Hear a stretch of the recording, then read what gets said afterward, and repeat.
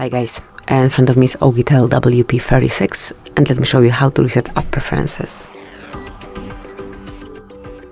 First open the settings, then enter System and mark Reset Options.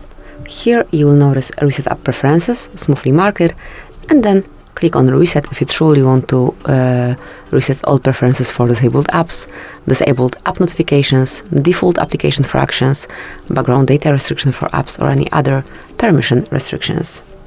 So you've got also the second way to reset app preferences. If you cannot find reset options at the bottom of the list, just open apps, then enroll all of them, tap on more icon and mark reset app preferences over here. And it's all the same, just mark reset apps. So this is it. This is how you can reset app preferences. Thank you for watching. Please subscribe our channel and leave the thumbs up.